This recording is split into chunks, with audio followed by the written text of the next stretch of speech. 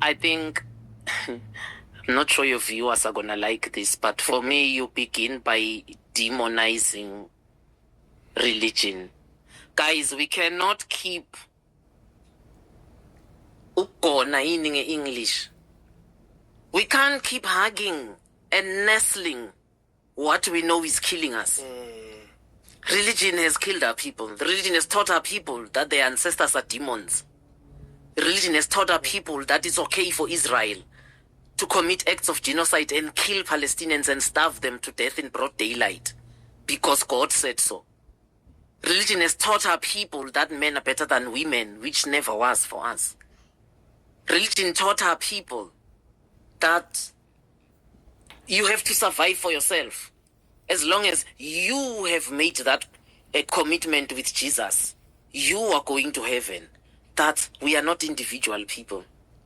So even that confession of I accept Jesus is such an anathema to Africanism, because in our spirituality we come as a.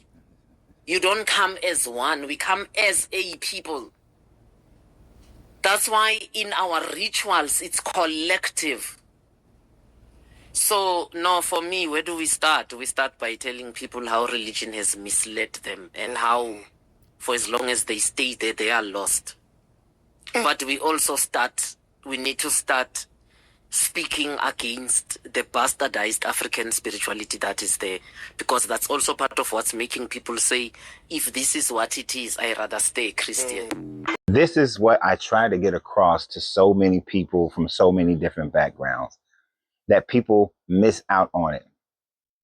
Not just from the Afrocentric point of view, but when you look at every other culture around the world prior to Christianity and Islam coming into play, becoming two of the major religions in the world, when you look at every other indigenous religion, whether ancient African indigenous religions, American indigenous religions, South Pacific, Asia, everywhere. Before Christianity, the religions were about community. It was about Ubuntu. But what did Christianity bring? Christianity brought with itself westernized mentalities of for myself. It is all about self. It is all about what I get, what I'm getting in return. Even for the Europeans, when you go and you look at the ancient Germanic religions, the ancient Druid religions, they were more about the community before Rome came and stole your ancient traditions. Just because the history of Christianity of exploration and domination came through Europe, don't be proud of that. Don't hold on to that. They stole your religion as well. And this is what this young lady is saying, although she is speaking about African nations. This message is worldwide. This message goes beyond all realms of what we call race. You see, but it is the Roman Empire and their mentality, the Greek Empire, their mentality, that then, well, and the Greeks weren't as bad. At least they tried to meld communities together. But the Roman mentality was about selfishness. It was about what you can get, about your own greed, about your enlightenment, your growth, your heaven. It wasn't about the people. It was about the state. It was about the state and then the individual. And that is how people have gotten lost. Because before that, most countries in the world, before the Romans, most countries, most civilizations, most tribes, they looked out for the welfare of the people in the tribe, and it was about the unity of such. Now, the other thing that she talked about, because I'm going to make this video short in comparison to my normal, is the fact of the bastardization of the ancient African religions. When I see a bunch of these, not just the Americans, but I also see Africans who are trying to meld some forms of mystical Christianity in with the ancient African civilization, ancient African religions, you are so wrong, and you are bastardizing it. You have to be able to strip out all the Western ideas from it. Otherwise, it doesn't work.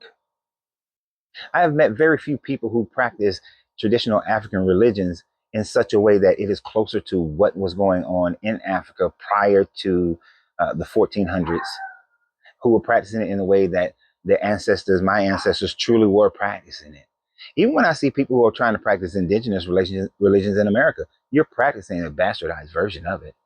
Those who are practicing the Druid bastardized versions of it, you're trying to westernize an ancient religion. Go back to the ancient ways. Strip out all the Western bullshit. Because until you do that, you're not even practicing what your ancestors practiced. Now, for me personally, you don't need to practice any religion. Just need to seek out self and understand self, grow from self, build up you. Recognize that this is a wonderful life. This is a wonderful opportunity, and you just have to embrace it, make the best out of it, and make you, yourself, and your community, your family, better and stronger. You don't require or need a God to do that. If you do, you're a psychopath. But in general, you don't. So I love what this lady said. I accept almost everything that she said, except for the fact that we don't need any God nor any religion. We just need to understand, to love each other, to have consideration for each other. And before anybody says it, nobody's God is love. Nobody's God is a demonstration of love. That can only come from the God within. The God is within. So y'all have a great day. And always remember, you have to free yourself to be yourself because your greatness is non-negotiable. Good journey, good vibrations.